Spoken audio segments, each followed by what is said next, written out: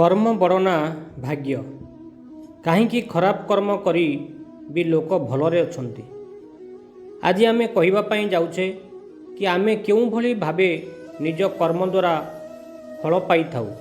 आपण माने पिलाट बेलू शुणिथिबे कि कुहा जाए कि भगवान आम सबु कामर हिसाब रखिछंती और आमे एहाकु नै परिणाम पाई थाउ।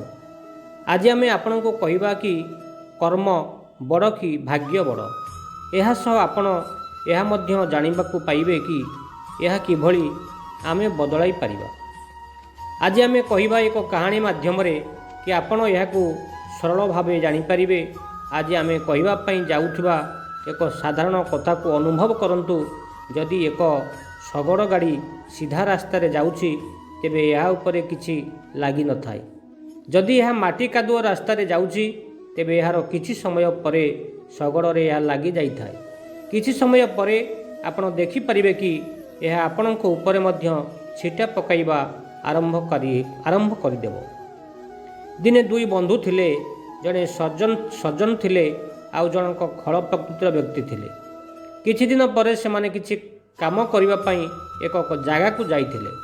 ଫେରିବା ବେଳେ ସେମାନେ ରାତି ହୋଇଯାଇଥିଲା। ଏହାପରେ ସେମାନେ ଖୁବ୍ ସାବଧାନର ସହ ଆସିକି ଗାଁ ପାଖାପାଖିରେ ପହଞ୍ଚିଲେ। ହଠାତ୍ ଜଣଙ୍କ ପାଦ ଏକ ପୁଟୁଳିରେ ଲାଗିଗଲା।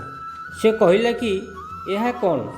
ଦେଖିବା ବେଳେ ଏହା ଏକ ସ୍ୱର୍ଣ୍ଣାପନ୍ନ ପାତ୍ର ଥିଲା। ଏହାକୁ ନେବା ପାଇଁ ସାଧୁ ବ୍ୟକ୍ତି ମନା କରିଦେଲା, କିନ୍ତୁ ଏହାକୁ ଅସାଧୁ ବ୍ୟକ୍ତି ନେଇଯାଇଥିଲା। କିଛି ସମୟ ପରେ ଏହା ଦେଖିଥିବା ଦେବତାମାନେ କହିଥିଲେ କି ଏହା ତ ଅନ୍ୟାୟ ହେଉଛି, ସେ କେଉଁଭଳି ଏହାକୁ ନେଇଯାଇପାରିବ? ଏହା ତ ଅନ୍ୟାୟ।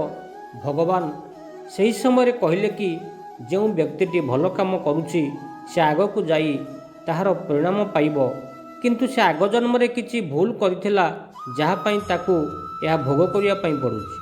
ଏହାପରେ ଏହା ବି କହିଲେ କି ଅସାଧୁ ବ୍ୟକ୍ତିଟି ଆଗରୁ ବହୁତ ପୁଣ୍ୟ କାମ କରିଛି ଯାହା ପାଇଁ ସେ ତାର ସୁଫଳ ପାଉଛି, କିନ୍ତୁ ସେ ଯେଉଁ ଖରାପ କାମ କରୁଛି ଏହା ପାଇଁ ନିଶ୍ଚିତ ଭାବେ ସେ ଖରାପ ପରିଣାମ ପାଇବ।